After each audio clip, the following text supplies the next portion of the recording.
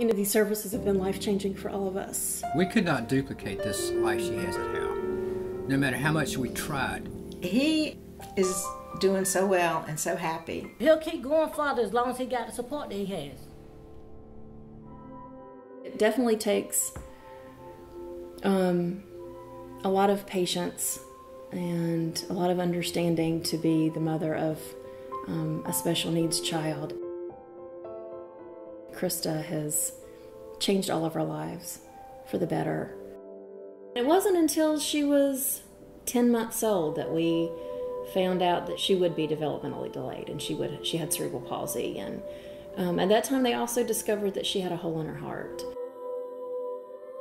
When Krista was, I would say, probably 9, she started having really bad behavior issues. She started injuring herself and was just uncontrollable.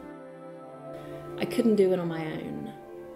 And then my husband and I did the best we could, but we needed more. And our child needed more. Krista was 11 when she went to the Howe Center. And it's just been, life-changing for us. And for Krista. It would be impossible for us to give her the care that she is getting right now, the care that she deserves, the care that she needs. Katie was about 5 or 6 weeks old when we noticed she was beginning to have what I thought was just tremors. It turns out she was starting to have seizures. You know, she lived pretty much as normal a life as we could, give her. But as Katie aged and got older and grew, gained weight, she became more, we needed more help in dealing with her. And there was a point at which, when Vic was sick and Kate was sick too, and I was trying to work 2 jobs, I realized all I was doing was feeding her and diapering her. I never had any time to nurture her, but just to give her the kind of life that she deserved. When we decided to place Katie in a residential facility, to move her the first time, it was awful. But I knew I was doing the right thing. And you know what? She was here probably maybe a month, 2 months, and I realized one day I hadn't thought about Katie all day long because I knew she was okay. That's what's important as a mom. Jamie is wonderful. He's Mr. Personality. And I had a 3-year-old and then had Jamie, and we knew from the time he was born that there were problems. I was 28 and divorced and these 2 little boys. So we went on like that for about 5 years.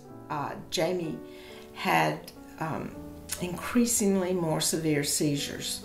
And so I went to look at Hal's, and I was very impressed and felt like he had found the best of both worlds because he had all the resources.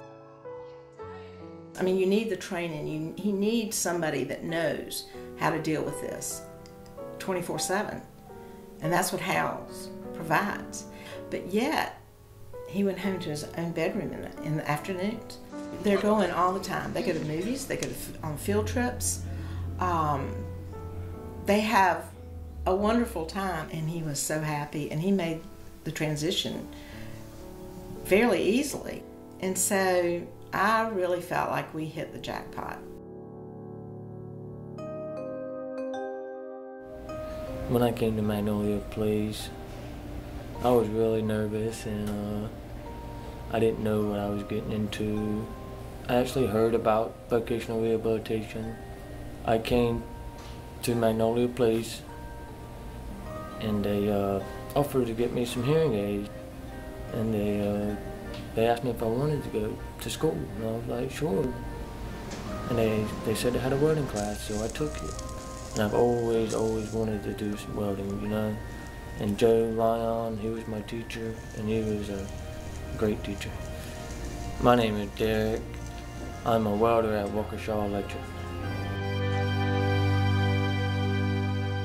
If there was not a program like this, I really don't think some of these people have anywhere to go. A lot of these people, they have skills and just need somebody to help them bring these skills out. They'll try to work them at the highest skill level they can. And with Derek, he came here, he knew what he wanted to do, he concentrated on what he wanted to do, and he did it. I never thought I'd get the opportunity to do this. Wow, you know, I ain't never been out on my own, you know. It's great.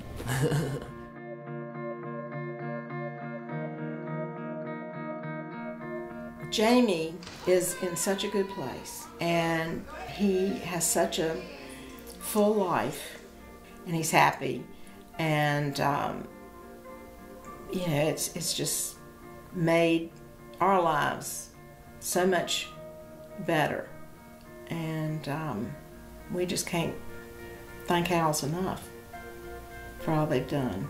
RHA Hal is for us the ideal situation for Katie, both in development and in living arrangements, health care. We couldn't do this for her at home.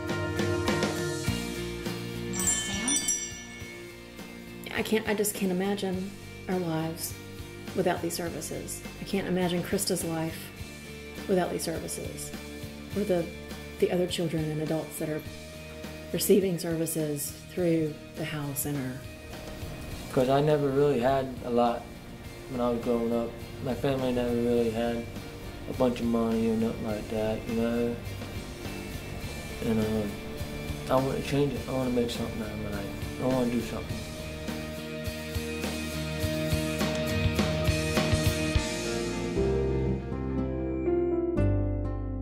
We, as a country, as a state, we need to take care of these people. But we're individuals, and we know we need additional support from maybe the government, the legislature, or private donations, whoever is available that has funds that can make those decisions. These are the types of population that needs our help. Yeah, it's not we need it so much as Katie needs it.